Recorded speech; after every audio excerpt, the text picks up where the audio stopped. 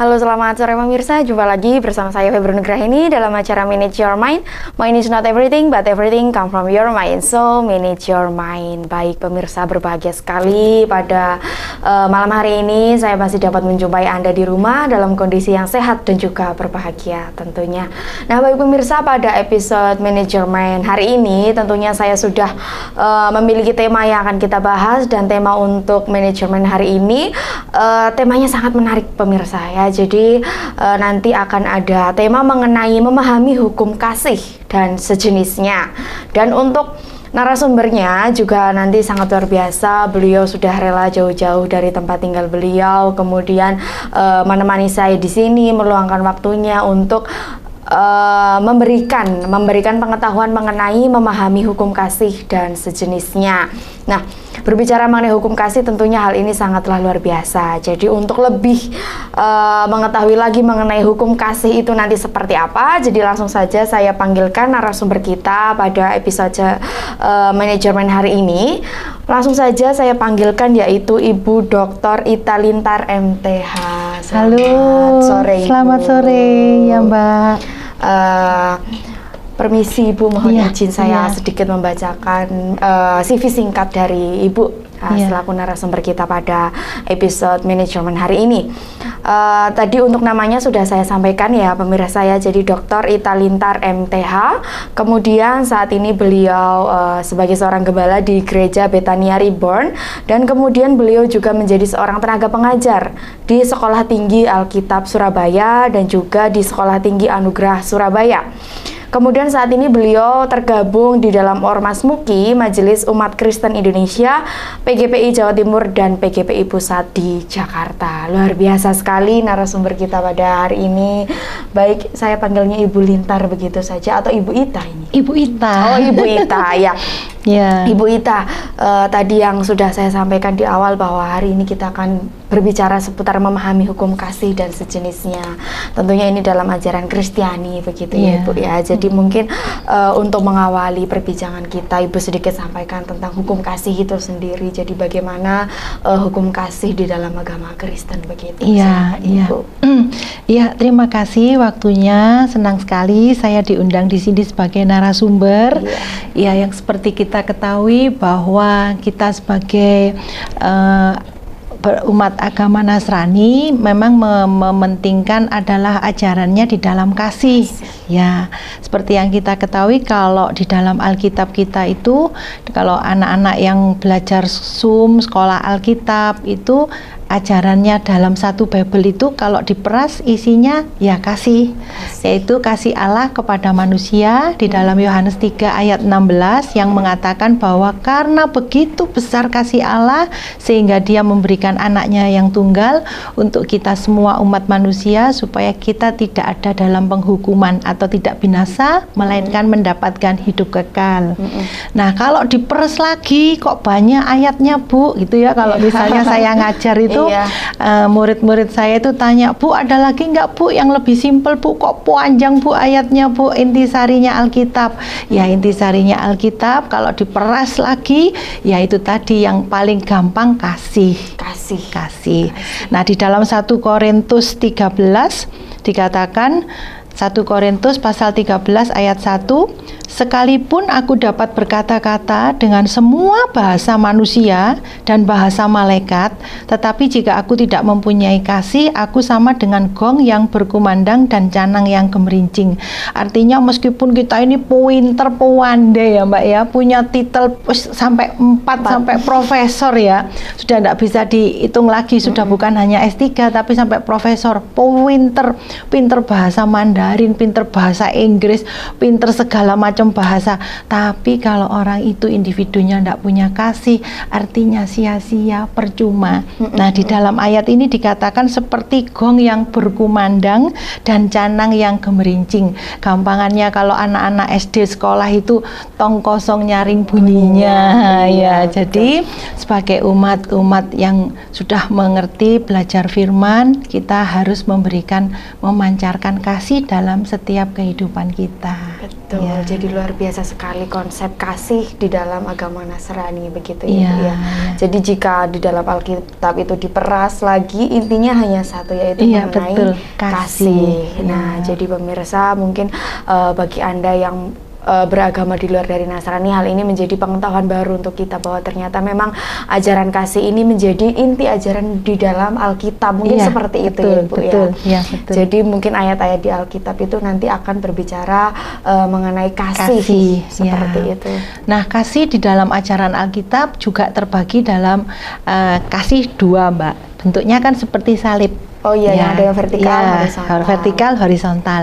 Nah, kalau ke atas itu mengasihi Tuhan dengan segenap hatimu, segenap pikiranmu, akal budimu. Nah, kalau yang ke samping berarti mengasihi sesama manusia seperti dirimu sendiri. Jadi di dalam sebelumnya pada zamannya Musa itu Tuhan kan memberikan hukum Taurat. Iya. Hukum Taurat itu ada 613 jumlahnya. Wow. Ya, jadi buahnya ada Iya. yang mengatakan jangan ini, jangan ini, jangan Iya. ini.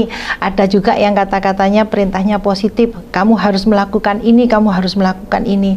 Nah, 613 tadi kalau diperaskan muncul jadi 10 hukum. 10 hukum dari Allah. 613 Ya, itu 613. 10 hukum ini tadi diperas lagi menjadi 2, yaitu mengasihi Tuhan Allahmu dengan segenap hatimu dan dengan segenap pikiranmu, terus mengasihi sesama manusia seperti engkau mengasihi dirimu sendiri. Jadi yang ke atas itu Ke kepada Tuhan, Tuhan, yang ke samping itu kepada sesama. Ya. betul. Pada hal ini Ibu di dalam prakteknya sendiri yang sering Ibu jumpai, kan Ibu merupakan salah satu pembuka agama, bisa dikatakan seperti itu. Di dalam prakteknya mengenai hukum yang ini ke sesama manusia, gitu Ibu. Apakah sudah semua orang begitu, atau sudahkah semua orang mempraktekkan apa yang tertulis di dalam Alkitab mengenai kasih ini? Iya, kami sebagai hamba Tuhan ya, Iya. istilahnya kita ini pangkatnya peltu ya Mbak Febe ya. Peltu itu Peltu. artinya peltu, pelayan Tuhan Oh, ya. pelayan Tuhan, iya. Ya, jadi kita ini punya nama panggilan itu hamba Tuhan, Hamba Tuhan. ya. Jadi kalau sudah namanya hamba itu berarti ya harus melakukan seperti kehendak tuannya. Nah, tuannya itu kita ketahui tuannya itu adalah Kristus yang sering kita sebut sebagai Yesus. Nah, di dalam Yesus itu kita harus bisa mempraktekkan kasih. Nah, kalau sebagian orang mungkin bisa mempraktekkan, tapi kita tidak menutup kemungkinan ketika kita bertemu dengan orang lain, dengan pribadi yang lain, ada juga yang belum bisa mempraktekkan. Betul. Jadi misalnya kalau kita ketahui harusnya memancarkan kasih atau menjadi seperti karakter Kristus, harusnya kan ada orang kelaparan misalnya, kita punya uang katakanlah 50.000, tapi kita bisa membelikan dia nasi 10.000, kita berikan dia nasi 10.000, kan harusnya sudah praktek kasih nih. Tapi ada beberapa orang yang mengatakan uangku belum banyak, gitu Mbak Iya, Wibe. betul. Aduh, uangku belum banyak, aku belum jadi jutawan, aku Betul. belum jadi milioner. Enggak, udah nanti aja. Nah, Iya. ini yang tergantung lagi saya sampaikan kembali kepada individu masing-masing.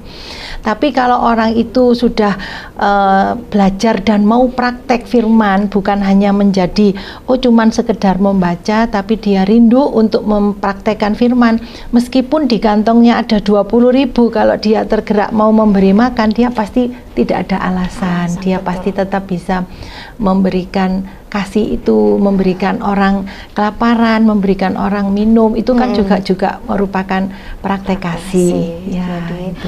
praktek kasih itu yang tadi Ibu sampaikan tidak harus ketika kita bergelimbangan harta, Iya, begitu betul, ya Bu ya. betul. Jadi ketika mungkin hanya punya uang 20.000, Iya, 10.000, betul, kalau ya. ada niat, orang, ya benar-benar di depan mata kita benar-benar membutuhkan. Jadi jangan sampai kita itu mempraktekkan kasih karena ada embel-embel, aku belum cukup. Wah, kalau nunggu cukup kapan cukup? Iya, Ya, karena betul, Ibu. manusia ini tidak mungkin manusia itu nggak mungkin punya rasa cukup, punya rasa puas, itu hanya sekian persen saja. Betul, betul Ibu. Jadi memang jangan menunggu cukup begitu Cukup, ya Bu iya, ya. Kalau iya. menunggu cukup nanti mungkin sampai Kapanpun, meninggal kadang. ya. Iya. Dan itu kesempatan nggak bisa diulang dua kali. Ketika mungkin Mbak Feby di depan mata Mbak Feby ada orang butuh pertolongan, tapi Mbak Feby katakan, ada nanti aja deh, seminggu lagi deh. Loh, belum tentu seminggu lagi waktu Mbak Feby udah terima gaji, orang itu benar-benar ada di depan mata kita, nggak seperti itu. Jadi itu juga yang namanya dinamakan kita dites sama Tuhan. Keimanannya, imanannya, ya. kasihnya. Anda ini cuman pinter baca firman aja, ataukah Anda ini benar-benar mau mempraktekkan yang dibaca, gitu Mbak Feby. Jadi tidak cukup hanya membaca firman setiap hari, betul, begitu ya Bu ya. betul. Kalau mungkin hanya membaca firman setiap hari, anak kecil pun bisa ya. Jadi seperti itu. Nah kemudian saya sedikit menyinggung mengenai ini Ibu, hukum kasih ini di dalam Alkitab. Apakah di Alkitab yang ayatnya sampai banyak sekali itu semuanya berbicara mengenai kasih atau ada yang lainnya? Oh banyak Mbak. Jadi Alkitab kita itu isinya buku sepanjang zaman. Iya, jadi Alkitab kita ini kan sudah dicatat 2000 tahun yang lalu. Ya, tapi pada saat ini bahkan beberapa tahun, 50 tahun yang lalu, 100 tahun yang lalu, bahkan sampai hari ini dia adalah menjadi manual book, menjadi buku panduan kita bahwa sampai kapanpun ini adalah buku manual yang paling baik untuk kita. Di dalamnya ada pelajaran utang piutang, di dalamnya ada pelajaran mengampuni, di dalamnya ada pelajaran anak kepada orang tua kepada anak, ya, suami dan istri harus hidup bagaimana, juga mengenai hal-hal yang lain. Misalnya kalau ada pasangan yang bersalah, kita kembali lagi kepada kasih. Ya, jadi kalau di kita memang tidak ada perceraian. Iya, jadi kalau misalnya, makanya sering kali saya katakan, saya sampaikan kepada mahasiswa saya juga, bahkan saya kalau melayani khotbah di desa-desa, sudah 5 tahun yang lalu saya sampaikan bahwa pernikahan itu adalah one way ticket. Tiketnya enggak bisa PP, enggak bisa pulang pergi, jadi tiketnya hanya satu kali. Sebab itu waktu kita masih pacaran harus buka mata lebar-lebar, buka telinga lebar-lebar, karena kita harus benar-benar yakin orang seperti apa yang bakalan hidup dengan kita seumur hidup. Nah, pada saat perjalanan, misalnya salah satu dari kita ada yang tergoda, dalam tanda kutip, tergoda kan banyak ya Mbak, tergoda itu karena keadaan, karena situasi, karena ekonomi, karena seringnya terdekat, seringnya kumpul, muncullah satu hal yang tidak diinginkan sampai akhirnya satu pihak untuk memutuskan berpisah, itu tidak diperkenan, sampai kapanpun tidak diperkenan. Jadi kembali lagi ke ajaran kasih, ke ajarannya kasih mengampuni. Iya, jadi seperti itu. Nanti saya agak sedikit penasaran dengan Ibu yang tadi sudah sampaikan mengenai ajaran kasih di dalam suatu hubungan rumah tangga, seperti itu ya Bu ya. Nanti saya akan bertanya lagi mengenai hal itu, tapi pertanyaan itu masih kami simpan begitu. Dan bagi Anda pemirsa yang masih penasaran juga bagaimana nanti ajaran kasih di dalam Nasrani, Anda jangan kemana-mana, kami masih akan kembali setelah jeda iklan berikut ini.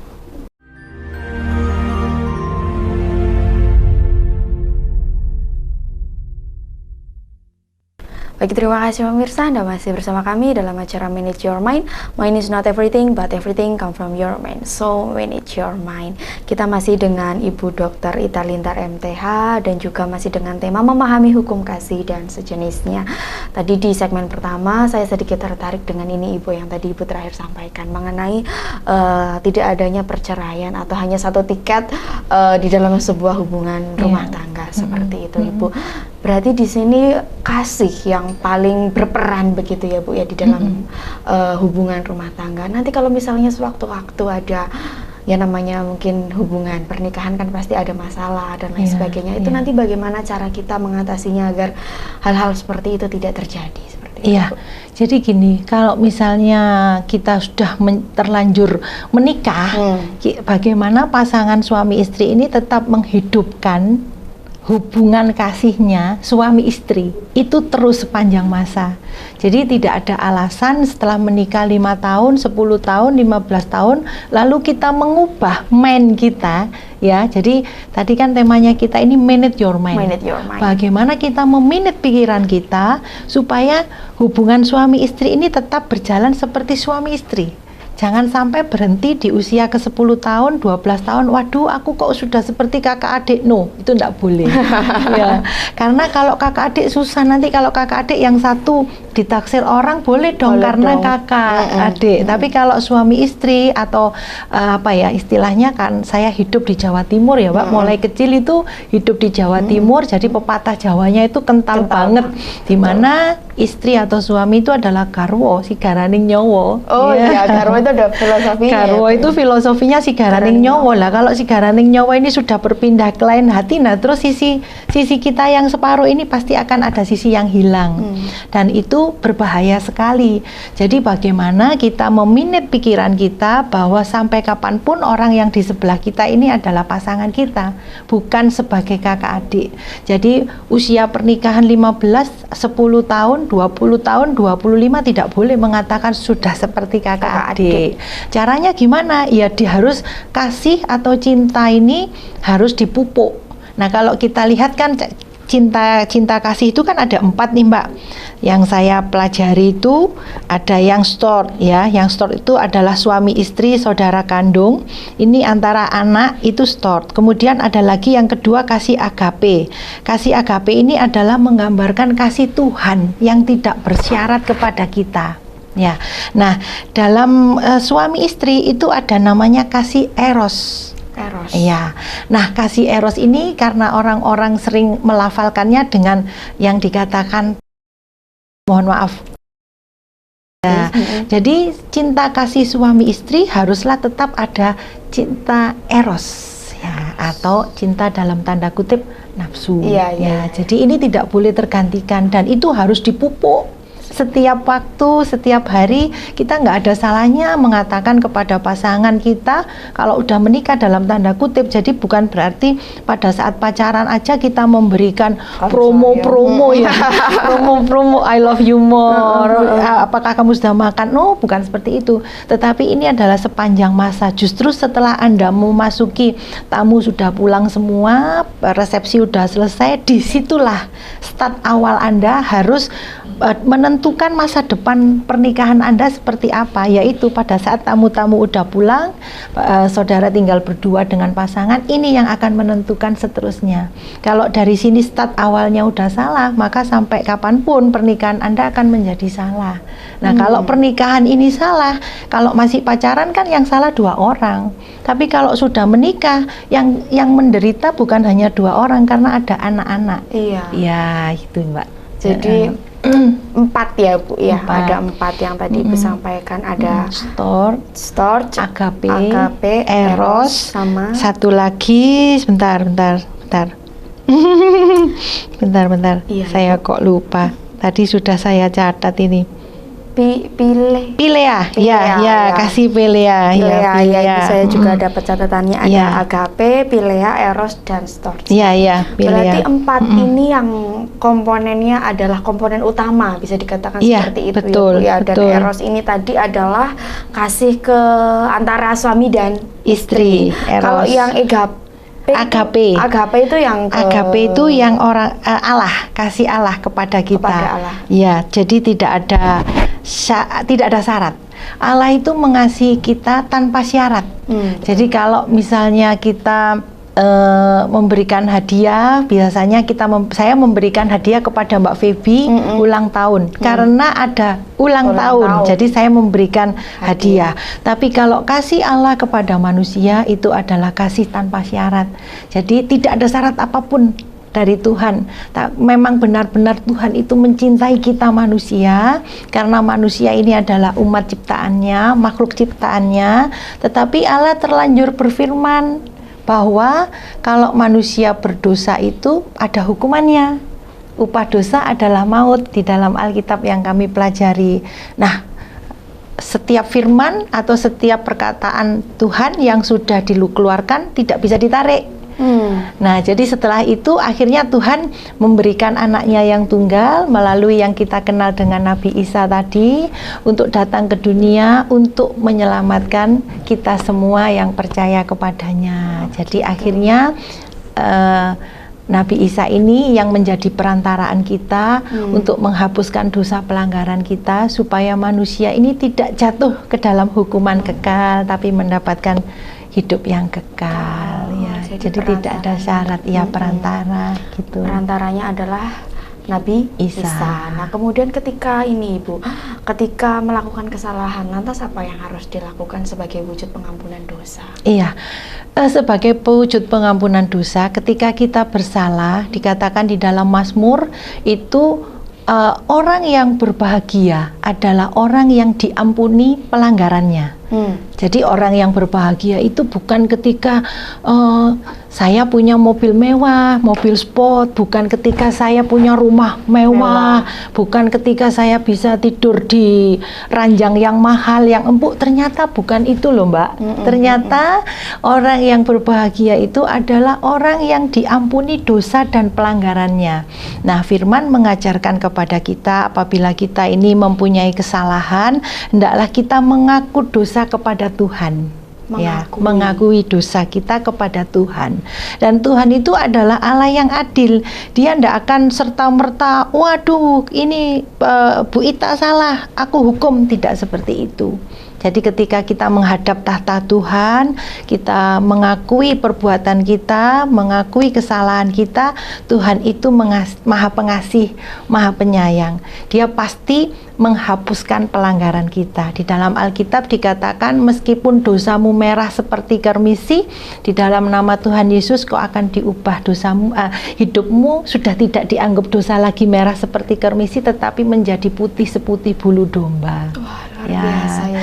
Jadi dikatakan juga di dalam Alkitab sejauh timur dari barat betapa banyaknya pelanggaran yang kita lakukan, tetapi ketika kita menghadap tahta kudus Tuhan, mau mengakui, merendahkan diri, merendahkan hati, mengaku kepada Tuhan, Tuhan katakan aku tidak mengingat-ingat lagi semua dosa pelanggaran kita. Jadi kalau kita manusia punya salah, mungkin saya punya salah nih sama Mbak Feby nih, terus sebagai manusia pasti ada efeknya, masih diingat, masih diingat. Kalau kita punya salah sama pasangan, kita pernah berbuat salah, atau mungkin kita pernah kejeglong, mungkin terjadilah satu kesalahan yang tidak kita inginkan, mungkin pasangan kita masih bisa mengingat. Betul. Tapi kata Tuhan bahwa sejauh timur dari barat aku tidak pernah mengingat kesalahanmu.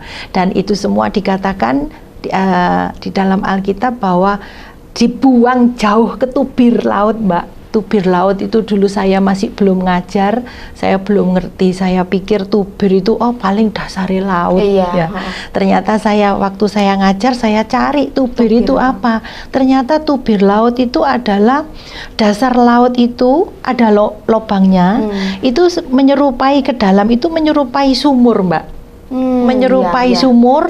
Nah, beberapa ahli memberikan kamera, terus dikasihin alat untuk dikasih kabel, dikasih alat kamera, itu berapa ratus meter pun, berapa ratus kilo pun tidak bisa menyentuh dasarnya itu tidak ketemu.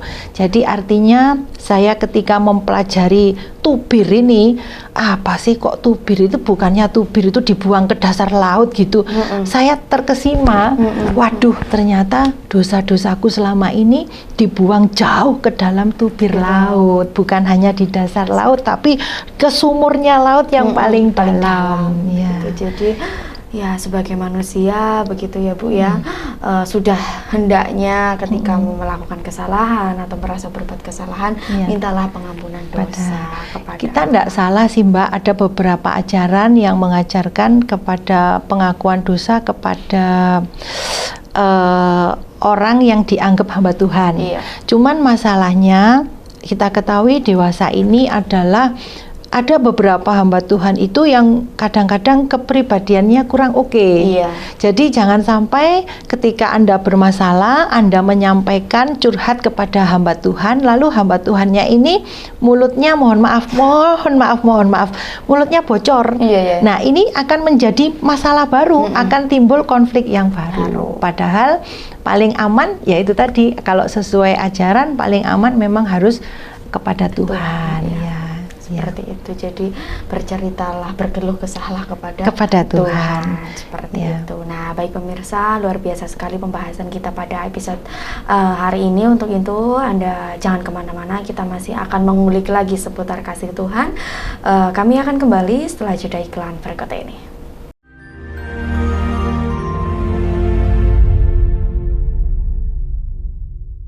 Baik, terima kasih pemirsa, Anda masih bersama kami dalam acara Manage Your Mind. Mind is not everything, but everything come from your mind. So, manage your mind.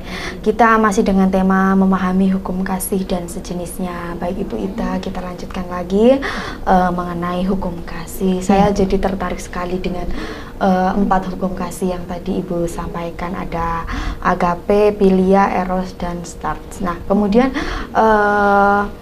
tadi kita sudah berbicara yang eros antara suami dan istri, begitu ya Bu ya. Nah, kemudian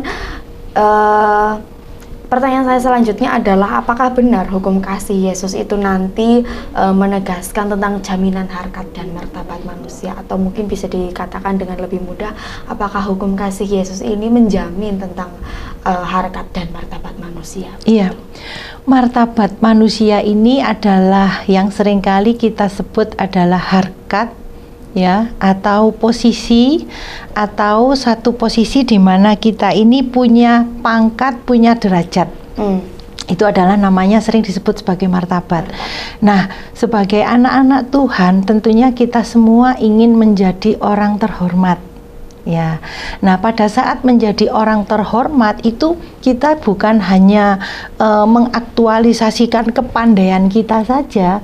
Oh, aku harus belajar ini supaya sekolahnya S1, S2, S3, S4 gitu ya, sampai S teler gitu misalnya ya. Nah, harus aku belajar banyak nih supaya aku punya martabat. Bukan seperti itu. Bahkan seorang perempuan ataupun laki-laki, bahkan ada yang mengatakan tidak perlu sekolah tinggi. Ada beberapa yang mengatakan seperti itu. Tapi aku tidak sekolah tinggi, tapi aku punya martabat. Nah, ini karena orang ini sudah punya karakter dari hidupnya mulai kecil, itu dia ada dalam asuhan yang benar, sehingga dia bisa memposisikan dirinya menjadi orang yang berkepribadian yang baik, di mana ketika orang itu berkepribadian yang baik tidak menghilangkan dari tema kita, manage your mind. Ya, kalau pikiran kita ini tidak dimanage dengan baik, maka kata-kata kita yang keluar adalah kata-kata yang pahit, kata-kata yang hambar. Tingkah laku kita ini waktu kumpul dengan orang, kumpul sendiri dengan keluarga kurang baik. Jadi bagaimanapun martabat dengan hubungannya dengan kasih Tuhan itu sangat berhubungan. Karena ketika orang itu ingin memiliki martabat, kepingin memiliki harkat, posisi, jabatan yang baik, orang itu harus punya pemikiran yang baik terlebih dahulu. Dengan pemikiran orang yang baik, dia bisa memanage pikirannya, dia bisa bekerja keras. Ada pepatah dunia mengatakan ketika engkau bekerja, pikirkanlah berarti manage your mind lagi. Pikirkanlah seperti engkau mau hidup 1000 tahun. Wow, keren loh Mbak ini Mbak. Kalau kita mau kerja itu harus mikir, memanage pikiran kita seperti kita ini mau hidup 1000 tahun. Tapi kalau kamu mau beribadah, mau pergi ke gereja, mau pergi beribadah bagi saudara-saudara kita yang mungkin beragama Muslim, mau pergi ke masjid, mohon maaf ya, itu pepatah dunia ini mengatakan bahwa sepertinya besok itu engkau akan mati. Nah, jadi kalau pikiran kita ini mau beribadah besok ini kita akan mati, maka hari ini kita harus beribadah dengan full heart. Betul. Harus benar-benar segenap hati kita berdoa, kita menyenangkan hati Tuhan. Karena Tuhan itu kalau di ajaran saya, Tuhan saya itu sukanya disembah, Mbak. Ya, jadi kita harus mengadakan penyembahan pada saat kita datang beribadah di gereja, itu konsentrasi penuh menyenangkan hati Tuhan, karena kita sudah 1 minggu itu bekerja. Nah, waktunya kita di gereja itu kadang-kadang kan cuma 2 jam. 2 jam. Ya, 2 jam sama bertegur sapa dengan jemaat lain. Maka kita ada pepatah dunia yang mengatakan kalau bekerja itu kamu harus giat, rajin seperti hidupnya nanti 1000 tahun. Nah, kalau 1000 tahun kan kita harus kerja keras ya, Mbak. Celeng-celeng uang gitu ya. Nah, tapi kalau kita mau berangkat beribadah, milikilah pemikiran bahwa kita akan hidup hanya sampai besok 1 hari saja gitu. Jadi intinya harkat martabat itu tetap berpengaruh dari dalam diri kita sendiri. Ketika diri kita sendiri itu berkarakter baik, kita memancarkan kasih, kita mau berbagi lah istilahnya. Hidup kita ini punya dampak, hidup kita ini bernilai. Maka Tuhan itu mengatakan kalau di ajaran Alkitab bahwa ketika kita memberikan, mengasihi orang, itu kita sedang memiutangi Tuhan, Mbak. Memiutang itu, padahal Tuhan kita ini kan kaya, Mbak, dia pemilik langit dan bumi. Tapi kenapa kok ketika saya memberi makan orang yang kelaparan, misalnya bukan hanya dengan memberikan nasi yang 55.000 ya, Mbak, mohon maaf ya, kita memberikan nasi bungkus kasarannya yang 8.000, kok dikatakan memiutangi Tuhan. Jadi artinya Tuhan itu melihat perbuatan kita, dan itu Tuhan akan memberikan berkat-berkat yang biasanya tidak kita duga. Berkat apa saja, Bu Ita? Bisa berkat harta, keuangan, bisa berkat tahta. Jadi tiba-tiba kita dapat pengangkatan dari tempat kita kerja, dapat pengangkatan jadi supervisor, jadi manajer, bahkan nanti tidak menutup kemungkinan kalau Tuhan berkehendak, maka Anda juga bisa menjadi CEO ya, gitu. Terus ada lagi hal-hal lain yang bisa terjadinya pengangkatan. Jadi kita itu istilahnya diangkat oleh Tuhan ya. Jadi harkat dan martabat manusia itu bukan tergantung dari harta, ya, bukan betul. tergantung dari mungkin pangkatnya, betul, seperti ya. itu ya, Bu Ya, tetapi terhadap Tuhan kita, keimanan kita dan perbuatannya kita itu jangan sampai ada orang yang benar-benar kita butuhkan pertolongan tapi kita tidak memberikan pertolongan, kita cuek istilahnya ya, gitu. Tidak berkenan di hadapan Tuhan. Kalau berbicara harkat dan martabat kan konotasinya langsung ke ini yang memiliki harta yang banyak, memiliki pangkat jabatan, tapi ternyata bukan seperti itu ya. Jadi bagaimana nanti kita menebarkan kasih, amin, ya, amin, Bu, menebarkan kasih di dalam kehidupan seperti itu. Nah, kemudian bentuk dari hukum kasih ini seperti apa, Bu? Ini saya dapat bocoran ya, Bu ya. Bentuk tadi yang Ibu sampaikan adalah vertikal dan horizontal kepada Allah dan juga kepada sesama manusia. Mungkin Ibu boleh sampaikan secara lebih mendetail kepada Tuhan seperti apa dan kepada sesama manusia itu seperti apa? Iya.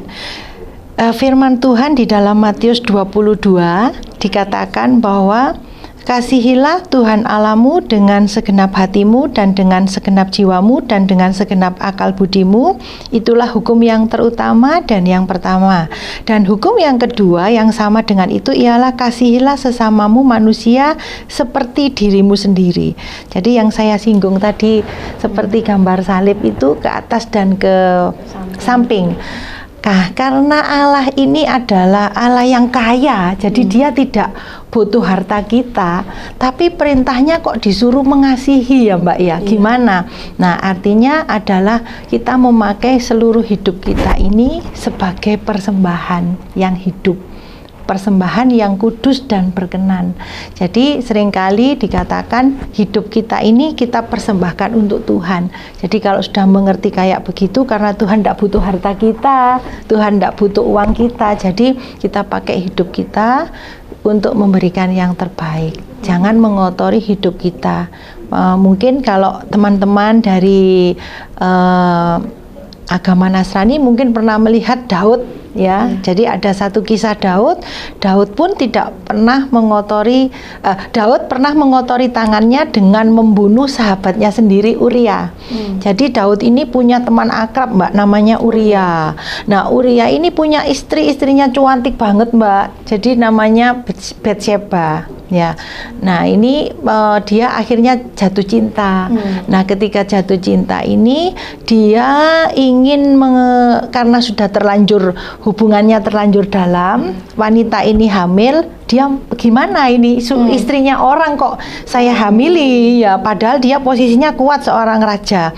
Akhirnya dia menyuruh orang yang terdekat dengan Raja Daud ini, dia menyuruh Uria ditaruh barisan yang paling depan supaya dia mati gitu loh. Jadi tangannya Daud ini sudah kotor karena dia pernah membunuh sahabatnya sendiri, sehingga waktu ada terjadi pembangunan bait Allah atau rumah Allah, Tuhan tidak boleh, Tuhan memberikan peringatan bahwa Daud ini tidak boleh.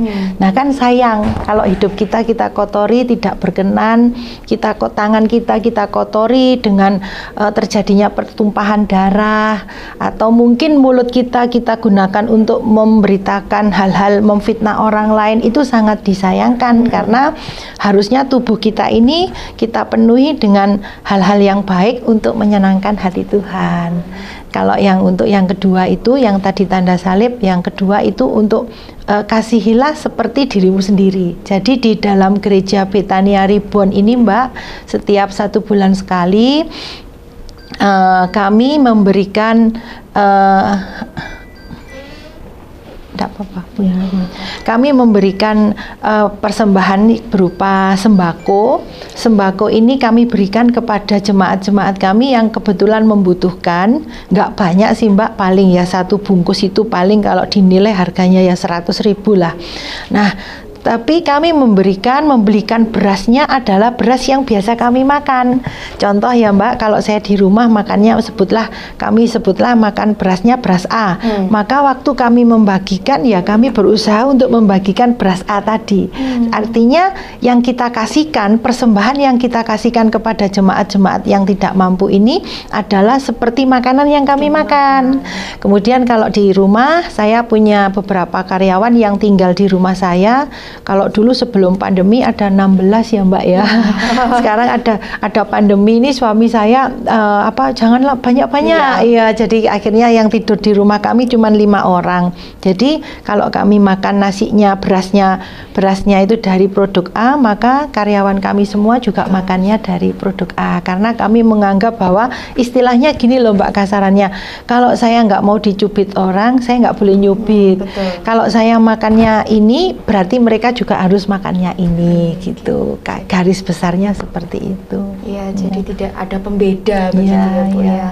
Apa yang kita pakai, apa yang kita gunakan juga diberikan atau dipersembahkan untuk orang lain juga seperti itu. Jadi jangan yang kualitasnya jauh lebih rendah atau bagaimana seperti itu. Nah baik pemirsa, kita masih akan melanjutkan pembahasan kita mengenai memahami hukum kasih dan sejenisnya. Untuk itu Anda jangan kemana-mana, kami akan kembali setelah jeda iklan berikut ini.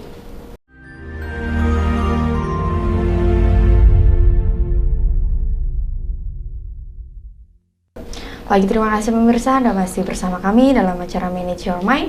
Mind is not everything, but everything come from your mind. So, manage your mind. Kita masih bersama dengan Ibu Dr. Ita Lintar MTH dan juga masih dengan tema memahami hukum kasih dan sejenisnya.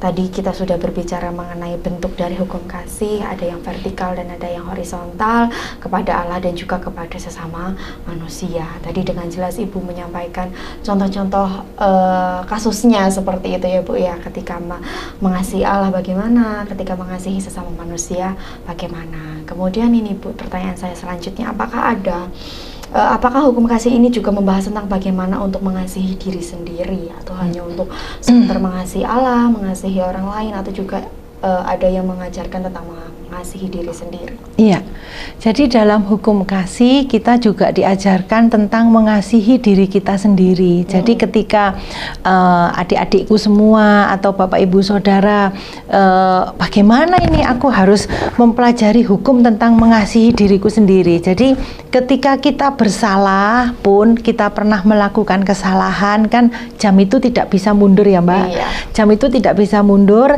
waktu terus berjalan. Tapi pada suatu saat ketika waktu ini berjalan, kita melakukan kesalahan. Nah, kita jangan terus bergelut mengasihi diri sendiri. Itu maksudnya gini, sudah kejeglong, terus kita diem, di dalam kamar aja, tidak mau keluar, tidak mau berbuat yang baik, maksudnya kembali ke flashback, kalau namanya misalnya sebut lagi nih, kita putus pacaran ya, lalu kita ini sepertinya kok nelongso gitu ya, kok bisa sih aku sudah berbuat baik loh, kok pasanganku kok tega, aku diputuskan seperti ini, bla bla bla bla. Nah, mungkin ada momen beberapa saat untuk kita memang benar-benar untuk mencari kesendirian, mencari menenangkan pikiran, enggak apa-apa, is okay. Tapi artinya jangan terus Anda larut di dalam kesedihan sehingga Anda tidak melakukan hal-hal yang positif. Anda harus bisa bangkit. Bagaimanapun tetap memanage your mind bahwa itu lebih baik. Kalau kita putus sekarang, bagaimanapun itu lebih baik daripada nanti kita sudah melangkah ke jenjang pernikahan, tiba-tiba ada something wrong, lalu kita nggak bisa melanjutkan, itu lebih parah, ya lebih parah. Jadi kalau apapun, makanya kalau saya mengajar youth, saya katakan bahwa kalau engkau diizinkan, firman Tuhan mengatakan bahwa rambut kita ini ada numbernya, Mbak. Kalau terjemahan King James, rambut kita ini ada nomor urutnya. Betapa kerennya Allah kita itu bisa melihat, bisa mengerti jumlah rambut kita. Jadi pada saat kita ini putus cinta, itu saya selalu mengatakan kepada adik-adikku tercinta, anak-anak muda di dalam gereja, saya katakan itu sudah diizinkan Tuhan. Kalau putus cinta diizinkan Tuhan, artinya Tuhan melihat bahwa kalau nanti dilanjutkan nggak mungkin bisa kok kalian ini. Pada saat kita mengalami situasi terburuk, jangan terus-menerus mengasihani diri. Ada momen bolehlah beberapa hari, misalnya katakanlah sehari, 3 hari engkau mengurung diri, is okay, enggak masalah. Tapi engkau harus punya keinginan manage your mind bahwa aku harus bangkit. Aku harus bangkit, aku percaya ini pasti dari Tuhan. Karena Tuhan tidak mengizinkan aku, dan aku percaya Tuhan pasti sudah menyiapkan jodoh yang lebih baik. Sehingga aku harus bangkit, aku kembali menata hidupku, aku menata diriku, lakukan kembali aktivitas Anda seperti apa, bekerja, menyembah Tuhan. Bahkan mungkin dalam kasus tertentu Tuhan itu kadang ingin kita lebih dekat loh, Mbak. Jadi kadang di waktu-waktu tertentu itu mungkin ya katakanlah saya ini mendekatnya sama Tuhan mungkin katakanlah 70%. Sehingga sama Tuhan diizinkan ada masalah datang. Ketika masalah datang, maka saya akan lebih mencari Tuhan kan, mencari Tuhan, lebih Tuhan, gimana ini kok ada gini, aku ini sudah baik loh Tuhan, kok aku diputuskan sama orang ini, aku ini sudah ngalah loh, sudah sering traktir loh, kok aku diputuskan, kayak gitu kadang tangisannya. Jadi artinya mengasihani diri sendiri itu artinya adalah kita tetap prepare, kita tetap paham, kita salah, kita tetap ngerti, nggak boleh sama Tuhan. Tapi jangan terus larut untuk dalam posisi itu, larut dalam kesedihan dalam posisi itu. Misalnya Anda di PHK, Anda jangan berlarut-larut untuk terus-menerus ada di posisi itu. Artinya Anda harus bangkit, harus bangkit dan harus mau bangkit gitu loh. Karena ketika Anda mau bangkit, pasti kok Tuhan memberikan pertolongan dan pasti ada jalan keluar. Nggak pernah, Tuhan itu kan tadi mengatakan mengasihi kita tanpa syarat. Jadi bagaimanapun Anda kejeglong bagaimanapun, Tuhan pasti mengangkat. Kan ada satu ayat dikatakan bahwa Dia tidak akan meninggalkan aku jatuh tergeletak. Jadi artinya Tuhan tetap mengangkat gitu. Tapi ada momen-momen di mana Tuhan membiarkan kita mengalami itu gitu loh. Jadi karena saya menganggap kalau dulu saya belum bisa meminit pikiran saya menganggap waktu saya ditinggal anak saya yang kedua meninggal usia 5 tahun, saya merasa oh Tuhan itu enggak sayang kok sama aku. Wis aku gini nih enggak Tuhan-Tuhanan, enggak gereja-gerejaan, nangis gitu sampai akhirnya 3 hari kemudian saya mendapatkan kunjungan dari teman-teman saya dokter medis, maksudnya teman-teman dokter medis berkunjung mengatakan bahwa Bu, itu kalau anakmu misalkan sudah panasnya 40, kalau nanti sembuh dikhawatirkan dia kan sudah mengalami step. Jadi otaknya takutnya ada gangguan. Jadi percaya sama maksud Tuhan. Kalau anakmu diambil berarti Tuhan itu sayang sama anakmu, Tuhan sayang sama engkau Bu gitu. Jadi akhirnya dari situ saya belajar dan saya cocokkan dengan firman Tuhan. Firmannya mengatakan bahwa kita tidak akan dibiarkan jatuh tergeletak. Ya. Biasa ya Bu ya. Luar biasa. Iya, kadang gini, kalau saya konseling sama beberapa mahasiswa saya, itu loh Bu Ita, dia itu loh pacarannya jorok, masa dia bisa sampai ke jenjang pernikahan? Aku ini pacarannya udah bener-bener suci loh Bu, masa aku ditinggalkan gara-gara Valentine, ulang tahunnya dia, aku nggak bisa memberikan apa yang dia minta gitu. Nah, saya katakan bahwa apa yang kamu lakukan sudah benar. Ketika engkau memilih untuk tidak mengiyakan pasanganmu, itu sudah benar, karena dari segi manusia itu bisa tes loh, tes secara psikolog, apakah Anda ini menjadi pasangan itu bisa terhormat ataukah pasangan yang gampangan. Nah, di hadapan Tuhan engkau sudah benar, sudah bisa melakukan bahwa engkau tidak mengecewakan Tuhan. Tuhan kan sudah memberikan kasih-Nya kepada kita tanpa syarat. Nah, kita jangan berbuat dosa. Ketika orang itu mencintaimu, maka orang itu akan bisa mengerti maksud pemikiranmu, dengan pemikiranmu orang itu akan bisa memahami. Nah, ketika yang ditanyakan Mbaknya tadi, bagaimana dengan adanya orang ini, dia boleh mencari orang lain untuk sharing, tapi pastikan bahwa sumber ini adalah sumber yang dapat dipercaya. Jadi yang salah satu yang mudah, sumber yang bisa dipercaya adalah orang tua yang masih ada hubungan dekat dengan kita, orang tua. Ketika Anda mengalami satu posisi yang tidak sepertinya hopeless, tidak ada harapan, cari orang tua kita dong. Ya, makanya kadang ada pepatah yang mengatakan kalau hubungan percintaanmu kurang beres, hubungan pacaranmu kurang beres, berarti kamu kurang dekat sama mama. Oh iya, pernah dengar ya? Iya, pernah. Nah, itu karena maksudnya itu gini loh, dari filosofi itu maksudnya karena kamu kalau konseling sama orang tua, nggak ada orang tua itu pengen naruh kita di jurang. Iya. Orang tua pasti pengen yang terbaik. Tapi ada saatnya karena manusia ini diciptakan makhluk sosial, ada saatnya kita harus ngomong ke orang, tapi sumbernya yang bisa dipercaya. Siapa yang bisa dipercaya? Satu-satunya adalah manusia, ibu atau orang tua. Nah, ketika Anda berkonsultasi dengan orang tua, Anda pasti bisa mendapat support. Nah, orang tua itu pasti memberi support. Jadi ketika mendapatkan satu posisi yang sepertinya tidak ada harapan, ketika kita ngomong sama orang tua, pasti kita disupport. Iya. Nah, waktu kita disupport, kita seperti mendapatkan angin, energi yang baru, kita seperti mendapatkan semangat. Dan kadang pemikiran orang tua itu jauh karena dia sudah pengalaman akan hidupnya. Jadi karena dia sudah memiliki pengalaman, apa yang disampaikan ke kita anak-anaknya biasanya cocok gitu. Cocok. Jadi tidak usah khawatir. Pasti nanti ada orang tua yang bisa memberikan semangat. Nah, kalau orang tuanya mungkin super sibuk, tidak ada waktu, kita tidak bisa menutup kemungkinan itu. Betul. Kalau kita seperti itu, cari hamba Tuhan yang benar-benar bisa dipercaya. Jadi kalau kita tahu Intel ya, intelijen itu kalau kita tahu intelijen yang di luar negeri itu dipastikan orang-orang tertentu yang tidak mempunyai Instagram, tidak punya Facebook dari masa kecilnya, itu yang mudah sekali masuk dalam intelijen. Tapi kalau orang itu, anak muda itu sudah pernah membuat media sosial, biasanya agak sulit masuknya. Nah, artinya adalah setiap apa yang dilakukan seorang hamba Tuhan yang bisa dipercaya adalah yang tidak mengeksplor semuanya itu ke dalam media sosial. Nah, kita harus cari orang-orang hamba Tuhan yang benar-benar bisa menjaga kerahasiaan akan masalah kita, selain orang tua. Jadi bisa mendatangi begitu ya Bu, bercerita kepada orang-orang yang dianggap cocok, yang bisa membantu, dipercaya dan dipercaya. Kemudian terakhir Ibu, untuk menutup perjumpaan kita dengan pemirsa Dhamma TV di rumah, saya berikan waktu Ibu mungkin 1 atau 2 menit untuk menyampaikan pesan-pesan dari pembahasan kita pada hari ini. Oh iya.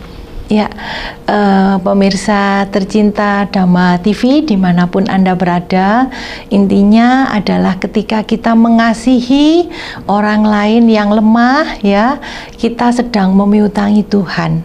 Dan Tuhan itu tidak mau berhutang. Jadi setiap apa yang saudara tabur pasti akan mendapatkan berkat berlipat-lipat kali ganda.